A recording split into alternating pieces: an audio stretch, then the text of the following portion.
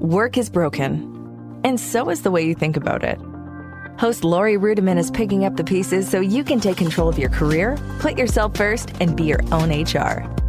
With the Let's Fix Work podcast, here's Laurie. Hey, everybody. Welcome to the final show of Let's Fix Work of the year. A lot of people are making a big deal about the end of the decade. I am not one of those people. My podcast brethren are out there doing wrap-up shows and talking about the great year they had and summarizing all their guests. And I don't want to do that. You've been listening to Let's Fix Work all year long. So first and foremost, I do want to say thank you. I'm not Joe Biden. I'm not Pete Buttigieg. I'm not going to thank you by name and talk about all the people who've reached out to me and tell your stories back at you like a stump speech. But I do want to say I appreciate when you reach out to me. I appreciate when you tell me that you're thinking differently, thinking more honestly about work, that you heard a podcast and you don't agree with it, but you enjoyed it. Like, that's the best feedback. And it tells me that I'm doing something right because you're listening to me and not my competitors, but also you're learning, you're growing, and it gives me fuel to do this more and more. So thank you for the feedback. Good, bad, ugly. Give it to me all year long in 2020. I really do want to hear it, even though I always say feedback is for suckers. But today's show is not a wrap-up. It's not me just praising my audience, although I think like a lot of audiences like that. I want to talk about something that's on my mind as we leave 2019 and head to 2020. In my little human resources community, of which I still participate, I still stalk, I still lurk, I still look at what's going on, a lot of people are talking about influence and thought leadership. And some people think those words are played out, but there's a lot of people who are currently working in the world of human resources, talent acquisition, benefits compensation, or they're HR consultants, but they really want to be thought leaders and influencers. They have something smart to say about fixing work. I love these individuals. At one point in my career, I was the worker who was behind the desk or behind the webcam and thought, why not me? I've got something smart to say. I'm going to share it. As a corollary, I've launched my Brainstorm 2020 sessions where people can sign up with me for an hour and talk to me about their problems or their issues or a conundrum, and we try to tackle it. And in about, I would say a third, I'm bad at math, maybe more than that, of the sessions, people tell me that they want to be public speakers and thought leaders and influencers. It doesn't take a data scientist to see that something's in the water. There's a cultural movement happening where, for better or for worse, many of us have endured a lot of things in our life, professionally, personally, and we feel like we need to speak about it. We feel like we need to educate. We feel like we need to teach, and we have a message to share. Are you one of those people that wants to be a thought leader, like a true thought leader, not just like a wannabe Tony Robbins, but someone with something to say, with a message, with hope, with a critical thought, with an idea, with a zig to a zag? Do you want to be that person? Because I think you do. And I have some tips for you, some tactical boots on the ground ideas for you to launch this business. All right. First tip. You have to be comfortable saying, I am a thought leader. Like maybe not at a networking event or at a holiday party or to your parents, but to yourself and to the people you love who want to know what's up and what you want to do with your life. You have to be comfortable saying, I'm a thought leader. I want to share my ideas. I have a message. Because if you're not comfortable saying it and you don't believe in yourself, no one else is going to believe in you. Now, most people have moments of imposter syndrome and they get scared or they doubt themselves or they wonder, is this stupid? Is what I'm doing stupid? And that's why you need to have the very trendy board of directors to tell you whether or not what you're doing is stupid. But even the board of directors shouldn't necessarily override how you feel. And you have to absolutely feel that you are an expert, that you are a thought leader, that you are a key opinion leader. Otherwise, your business is going to go nowhere. All right. Second piece of advice. In order to be a thought leader, you've got to publish. You've got to put your stuff out there. Otherwise, you don't influence anybody. And I'm here to tell you that none of it's going to be very good for a while. Like, I look back at my early content, my early videos, my early blogs, my early podcasts. Everything pretty much sucks. But, it's better than the person who didn't put anything else out there. So you cannot compete and you can't win if you're not out there. And the way you get out there is through blogging, LinkedIn articles, ideas on Twitter, updates on Facebook, videos, Snapchat, Instagram stories, like whatever your chosen platform is, pick one, pick two, and get out there and start attacking it because you're never going to get any better unless you start. Third piece of advice, if you want to be an influencer or someone of importance in your community, you have got to stalk your competition. Now, you can't stalk your competition until you develop a list of people you compete against. And you're probably like, well, I don't know. There's no competition. Women should support women. This dude's doing something different than me. Everybody has a competitor. You've got to audit them. You've got to understand what they're doing. And maybe you can't tackle it today. Maybe you can't beat them today, but you've got to stalk them and you got to know what's going on. If you don't think I'm not paying attention to the top 10 men and women that I want to beat in the marketplace on a daily basis, well, you're crazy and you don't know me. And I don't hate my competition. I appreciate them. I think what they bring to the table is interesting, even if it's different, even if I don't agree with it. I admire it because they're kicking butt and they're taking names. And it gives me a roadmap. It gives me some insight into what I would do right and what I would do differently in my business. So that hot list of 10, 15, 20 people that you want to beat, create that list. And the nice thing to do for that list is to make sure that you form a relationship with those individuals. Like if you can, be friends with your competitors. Give them business. Get to know them. Learn from them. Because it turns out a competitor is also a really great mentor. My fourth piece of advice for launching this business is that you've got to work it. I don't mean like advertising. I don't mean marketing. I mean, you've got to get in the mix and be where the conversations are happening. You've got to talk to the people who make a difference in the industry, and you've got to be bold and you've got to be brave. So that means showing up at places where you might not be comfortable going, having conversations that you haven't had in the past, and challenging people on ideas that are beloved because you know your message is right and you know your message is the future. All right, I don't mean to use myself as an example because that's never good. But during the Great Recession, I would elbow my way into rooms. Like I would work it, right? I would get the invite. I would go to the event, even if I had to pay out of pocket. I would fight to be in a room where the current thought leaders were, and then I would take them down.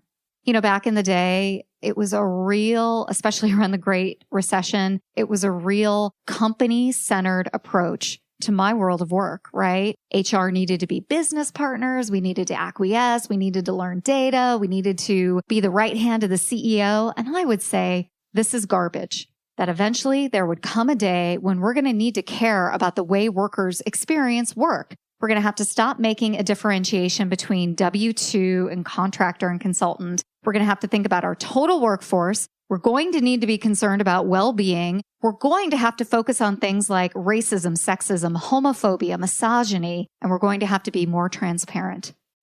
Hey there, I'm Tim Boris, host of the Working Well podcast, where business strategy meets human sustainability.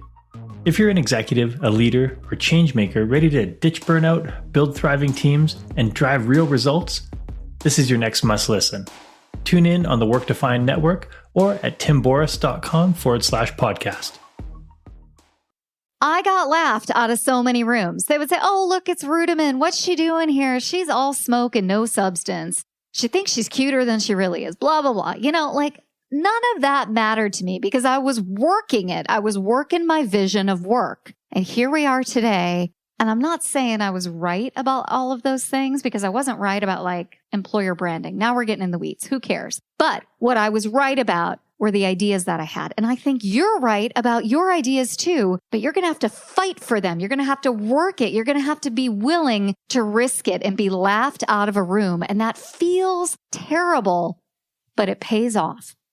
All right. My final tip, my fifth tip on how you launch your business, on how you really make this happen in 2020 is a doozy. You've got to be willing to be ostracized from the people you absolutely love and adore right now.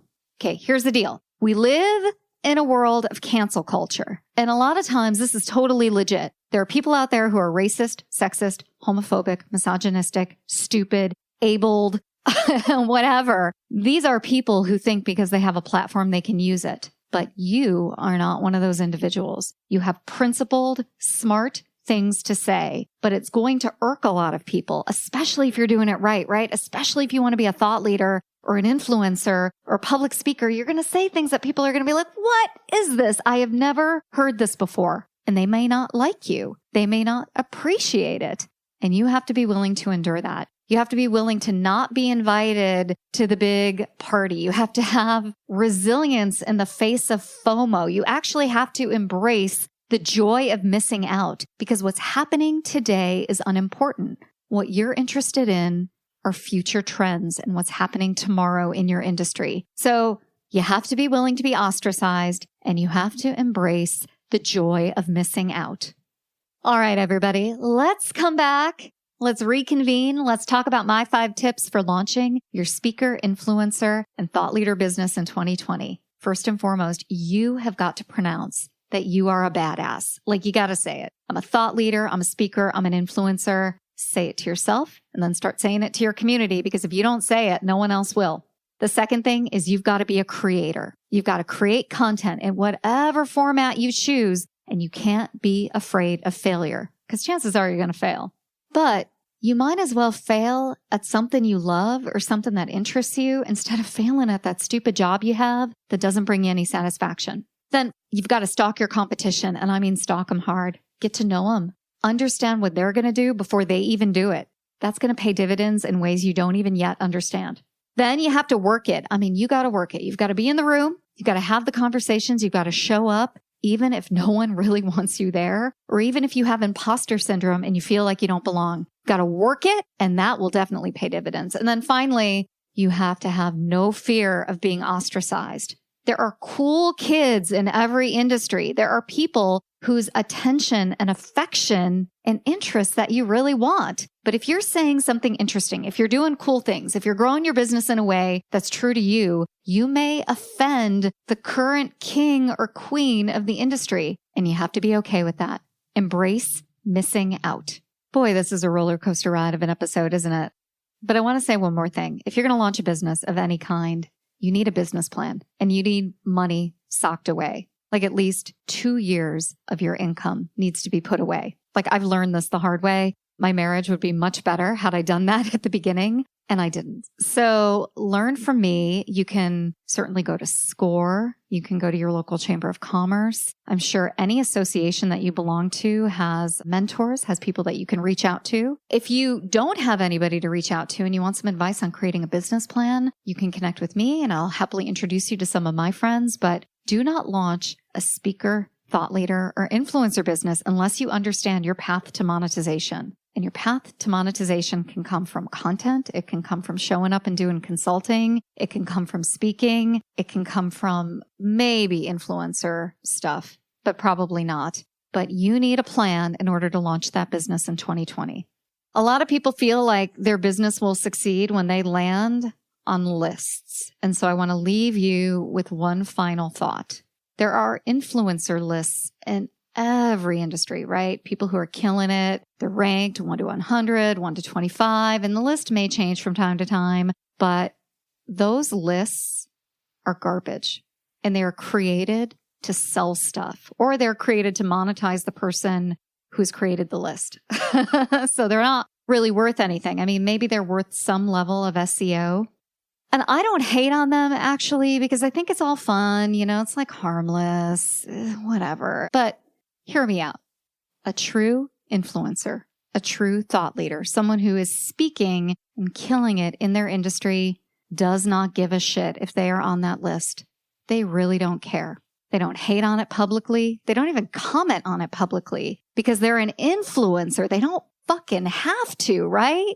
So for all of you out there who have been on lists like me or have missed the cut on other lists, if you're really someone of substance, if you're really someone who's doing good work and committed to their message, you pay it no mind.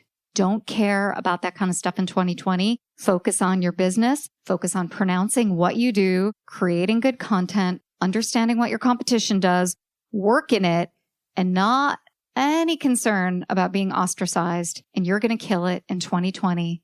and beyond. Do you want to brainstorm on how to have a great 2020? I have a few slots still open. If you're interested at all, head on over to lorirudiman.com/brainstorm 2020. I hope everybody out there has a wonderful new year, a strong first quarter. And I want to say thanks again for listening. And thanks to Danny Osmond and his entire team for being so supportive and helping us as a community collectively fix work and maybe fix ourselves. Bye, y'all. If you're ready to make a real change in your workplace, start today by number 1, subscribing to Let's Fix Work on the Apple Podcasts app or iTunes or Stitcher or Android or wherever you listen. Number 2, write a 5-star rating and review. And number 3, share it with a friend, colleague, or coworker who you think would enjoy our episodes.